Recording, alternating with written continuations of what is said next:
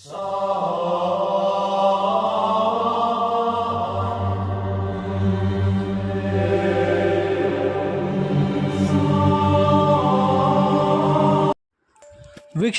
ಎಲ್ಲರಿಗೂ ನಮಸ್ಕಾರ.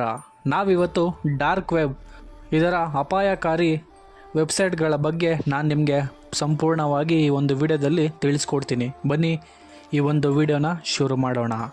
Dark web ಇಂಟರ್ನೆಟ್ನ ಒಂದು ರಹಸ್ಯ ಭಾಗವಾಗಿದೆ. ಇದನ್ನು ಪ್ರವೇಶಿಸಲು ಟಾರ್ ಬ್ರೌಸರ್ ಅಂದರೆ ದಿ ಆನಿಯನ್ ರೂಟರ್ ಎನ್ನುವಂತಹ ಬ್ರೌಸರ್ ಹಾಗೂ ಇತರ ವಿಶೇಷ ಸಾಫ್ಟ್ವೇರ್ ಕೂಡ ಅಗತ್ಯವಿರುತ್ತದೆ. ಇದರೊಳಗೆ ಇಲ್ಲೀಗಲ್ ಆ್ಯಕ್ಟಿವಿಟೀಸೇ ತುಂಬ ನಡೆಯುತ್ತೆ. ಅದರಲ್ಲಿ ಮೊದಲನೆಯದು ಡಾರ್ಕ್ ನೆಟ್ ಮಾರ್ಕೆಟ್ ಪ್ಲೇಸಸ್ ಅಂತ. ಇವು ಆನ್ಲೈನ್ ಮಾರ್ಕೆಟ್ಗಳಾಗಿದ್ದು ಇಲ್ಲಿಯವರೆಗೆ ಮನುಷ್ಯರ ಇಲ್ಲೀಗಲ್ ಆ್ಯಕ್ಟಿವಿಟೀಸ್ ನಡೆಯುತ್ತದೆ. ಮಾದಕ ದ್ರವ್ಯ ಅಂದರೆ ಡ್ರಗ್ಸ್, ಸ್ಟೋಲನ್ ಡೇಟಾ, ಕೋಟಾ ನೋಟು ಹಾಗೂ ವೆಪನ್ಸ್ಗಳು ಈ ಒಂದು ಮಾರ್ಕೆಟ್ನಲ್ಲಿ ಸೇಲನ್ನು ಮಾಡಲಾಗುತ್ತೆ. ಈ ಒಂದು ಸೈಟ್ಗಳಲ್ಲಿ ತುಂಬ ವಂಚನೆ ಹೆಚ್ಚು ಹಾಗೂ ಸರ್ಕಾರ ಮತ್ತು ಪೊಲೀಸರ ಒಂದು ನಿಗಾ ಇದರ ಮೇಲೆ ಇಟ್ಟಿರ್ತಾರೆ. ಅದರಿಂದ ಯಾರು ಇದೊಂದು ವೆಬ್ಸೈಟನ್ನು ಓಪನ್ ಮಾಡೋಕ್ಕೆ ಹೋಗಬೇಡಿ. ಎರಡನೆಯದು ಹಿಟ್ಮ್ಯಾನ್ ಸರ್ವೀಸಸ್ ಅಂದರೆ ಮರ್ಡರ್ ಫಾರ್ ಹೈರ್ ಸರ್ವೀಸಸ್. ಈ ಒಂದು ವೆಬ್ಸೈಟ್ಗಳು ಹಣಕ್ಕಾಗಿ ಕೊಲೆ ಮಾಡಲು ಸೇವೆ ಒದಗಿಸುವಂತಹ ಒಂದು ವೆಬ್ಸೈಟ್ಗಳಾಗಿರ್ತವೆ. ಆದರೆ ಬಹಳಷ್ಟು ಸಮಯ ಇದು ವಂಚನೆಯಾಗಿರುತ್ತದೆ. ಇದೇ ರೀತಿಯ ಒಂದು ವಂಚನೆ ಆಗಿರುವಂಥ ಪ್ರಕರಣ ಅಮೆರಿಕಾದ ಇಲಿನಾಯ್ಸ್ ಅಂತ ಒಂದು ಪ್ರದೇಶದಲ್ಲಿ ಆಗಿತ್ತು. ಈ ಒಂದು ಪ್ರಕರಣ ಆಗಿದ್ದು 2021. ಅಮೆರಿಕಾದ ಇಲಿನಾಯ್ಸ್ ರಾಜ್ಯದ ಮಹಿಳೆಯೊಬ್ಬರು ಡಾರ್ಕ್ ವೆಬ್ನಲ್ಲಿ ಹಿಟ್ಮ್ಯಾನ್ ಸೇವೆ ಪಡೆಯಲು ಯತ್ನಿಸಿ ಬಂಧಿಯಾಗಿದ್ದಾರೆ. ನಂತರ ಇನ್ನೂ ಒಂದು ವಂಚನೆ ನಡೆದಿದೆ. ಇದರ ಹೆಸರು ಬೆಸಾ ಮಾಫಿಯಾ ವಂಚನೆ ಅಂತ. ಈ ಸೈಟನ್ನು ಪೊಲೀಸರು ಹ್ಯಾಕ್ ಮಾಡಿ ಆ ಒಂದು ಸೈಟ್ ಬಳಕೆದಾರರ ಮಾಹಿತಿಯನ್ನು ಬಹಿರಂಗಪಡಿಸಿದರು. ಮೂರನೆಯದು ರೆಡ್ ರೂಮ್ಸ್. ಇದರ ಬಗ್ಗೆ ನೀವು ತುಂಬ ಕೇಳಿರುವಂತಹ ಒಂದು ವಿಷಯ. ಏಕೆಂದರೆ ಡಾರ್ಕ್ ವೆಬ್ ಅಂದರೆ ರೆಡ್ ರೂಮ್ ಅಂತ ಎಲ್ಲರಿಗೂ ತಟ್ಟಂತ ಉಳಿಯುವ ಒಂದು ವೆಬ್ಸೈಟ್. ಈ ಒಂದು ರೆಡ್ ರೂಮ್ಸ್ನಲ್ಲಿ ನೇರ ಪ್ರಸಾರದಲ್ಲಿ ಜನರನ್ನು ಹಿಂಸಿಸುತ್ತಾರೆ ಹಾಗೂ ಕೊಲ್ಲುತ್ತಾರೆ. ಇದರಲ್ಲೂ ಕೂಡ ತುಂಬ ವಂಚನೆಗಳೇ ನಡೆಯುತ್ತೆ. ಇನ್ನೊಂದು ಕೆಲವು ಸ್ಕ್ಯಾಮ್ ವೆಬ್ಸೈಟ್ ಕೂಡ ಇರ್ತವೆ. ಹಲವಾರು ರೆಡ್ ರೂಮ್ ಸೈಟ್ಗಳಲ್ಲಿ ಹಣ ಪಡೆದು ಯಾವ ಸಂದರ್ಶನ ಅಥವಾ ಪ್ರಸಾರ ನೀಡದೆ ನಾಪತ್ತೆಯಾಗಿರುತ್ತದೆ.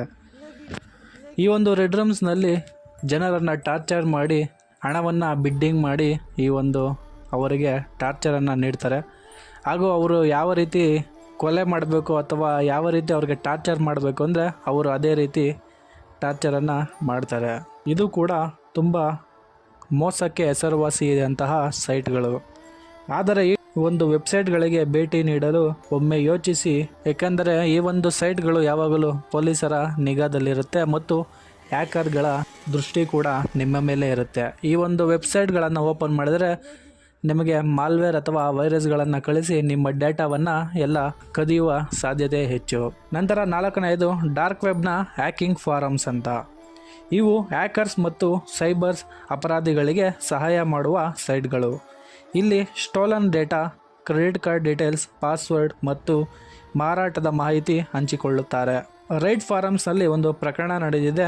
2022ರಲ್ಲಿ ರೈಡ್ ಫಾರಮ್ಸ್ ಅನ್ನು ಅಧಿಕಾರಿಗಳು ನಿಷೇಧಿಸಿದ್ದಾರೆ. ಇದರ ನಂತರ ಬ್ರೀಚ್ ಫಾರಮ್ಸ್ ಎಂಬ ಹೊಸ ಸೈಟ್ಗಳು ಉದ್ಭವವಾಗಿವೆ. ಈ ಸೈಟ್ಗಳ ಮೇಲೆ FBI ಹಾಗೂ ಸೈಬರ್ ಕ್ರೈಮ್ ವಿಭಾಗಗಳು ನಿಗಾ ಇಡುತ್ತವೆ. ಇಲ್ಲಿಗೆ ಭೇಟಿ ನೀಡುವುದರಿಂದ ಪೊಲೀಸ್ ತನಿಖೆಗೆ ಒಳಗಾಗುವ ಸಾಧ್ಯತೆ ಕೂಡ ಹೆಚ್ಚು. ನಂತರ human trafficking site, human trafficking websites. Dark ವೆಬ್ನಲ್ಲಿ ಮಾನವ ಮಾರಾಟ ಮತ್ತು ಕೂಲಿ ಗುಲಾಮಗಿರಿ ಸೇವೆಗಳನ್ನು ಮಾರಾಟ ಮಾಡುವಂತಹ ಒಂದು ವೆಬ್ಸೈಟ್ ಇದಾಗಿರುತ್ತೆ. ಕೆಲವು ಅಪಹರಣ ಮಾಡಿದ ವ್ಯಕ್ತಿಗಳನ್ನು ಅಕ್ರಮ ಮಾರಾಟ ಮಾಡುವ ಜಾಲಗಳು ಈ ಒಂದು ವೆಬ್ಸೈಟ್ನಲ್ಲಿ ಲಭ್ಯವಿದೆ. ನಂತರ ಇದರಲ್ಲಿ ಒಂದು ಇಂಟರ್ನ್ಯಾಷನಲ್ ಕ್ರೈಮ್ ಕೂಡ ಮಾಡಲಾಗುತ್ತೆ. ಮಾನವ ಹಕ್ಕು ಉಲ್ಲಂಘನೆಯ ಕಾರಣ FBI, ಇಂಟರ್ಪೋಲ್ ಮತ್ತು ಇತರ ಜಾಗತಿಕ ಏಜೆನ್ಸಿಗಳು ಈ ಸೈಟ್ಗಳ ವಿರುದ್ಧ ಕಾರ್ಯಾಚರಣೆಯನ್ನು ನಡೆಸುತ್ತೆ. ನೀವೇನಾದರೂ ಈ ಒಂದು ಎಲ್ಲ ಸೈಟ್ಗಳಿಗೆ ಪ್ರವೇಶಿಸಿದರೆ ಆಗುವ ಅಪಾಯಗಳು ಏನಂತ ನಾನು ಈಗ ಹೇಳ್ತೀನಿ ನೋಡಿ. IP ಅಡ್ರೆಸ್ ಟ್ರ್ಯಾಕ್ ಆಗುತ್ತೆ. ಗೌರ್ಮೆಂಟ್ ಹಾಗೂ ಹ್ಯಾಕರ್ಸ್ ನಿಮ್ಮ ಡೇಟಾವನ್ನು ನೋಟಿಸ್ ಮಾಡ್ತಾ ಇರ್ತಾರೆ.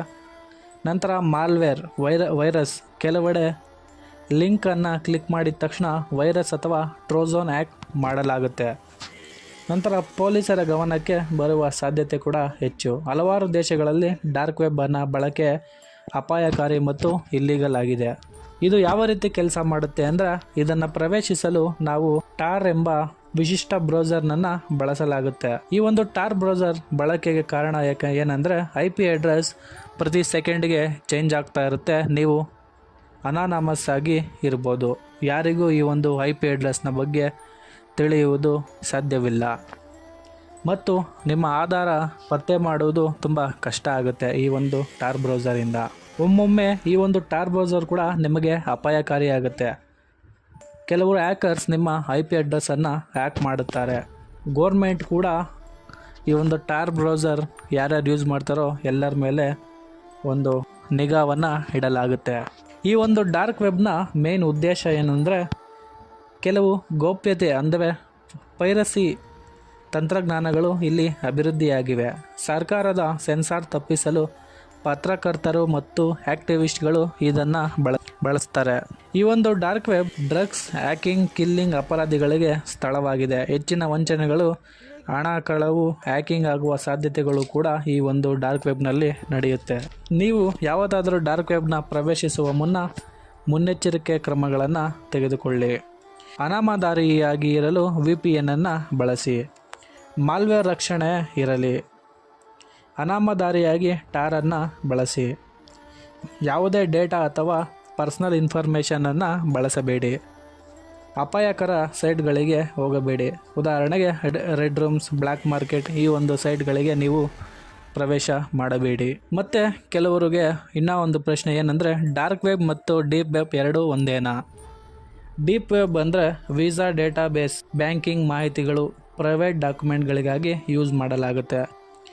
ಇವು ಗೂಗಲ್ ಅಥವಾ ಬಿಂಗ್ಗಳಲ್ಲಿ ಕಾಣಿಸುವುದಿಲ್ಲ. ಇದು ತುಂಬ ಪ್ರೈವಸಿಯಾಗಿ ಇರುತ್ತೆ. ಇದನ್ನು ರೀಚ್ ಆಗಲು ತುಂಬ ಕಷ್ಟ.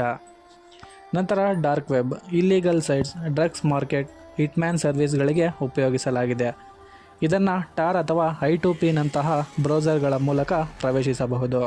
ಆದರೆ ಇದು ತುಂಬ ಅಪಾಯಕಾರಿ. ಕಠಿಣ ಶಿಕ್ಷೆ ಕೂಡ ಇದರಿಂದ ವಿಧಿಸಲಾಗುವುದು.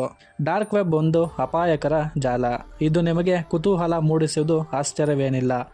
ಆದರೆ ಇಲ್ಲಿಗೆ ಹೋಗುವುದು ಅಪಾಯಕಾರಿ. ಹೆಚ್ಚಿನ ಜನರು ವಂಚನೆಗೆ, ಹ್ಯಾಕಿಂಗ್ಗೆ ಮತ್ತು ಕಾನೂನಿನ ತೊಂದರೆಗೆ ಒಳಗಾಗಿದ್ದಾರೆ. ಸುರಕ್ಷತೆ ಕಾಪಾಡಿಕೊಳ್ಳಿ. ವೈಯಕ್ತಿಕ ಮಾಹಿತಿ ಹಂಚಿಕೊಳ್ಳಬೇಡಿ ಮತ್ತು ಕಾನೂನಿನ ವಿರುದ್ಧ ಯಾವುದೇ ರೀತಿಯಾದಂತಹ ಚಟುವಟಿಕೆಗಳಲ್ಲಿ ಪಾಲ್ಗೊಳ್ಳಬೇಡಿ.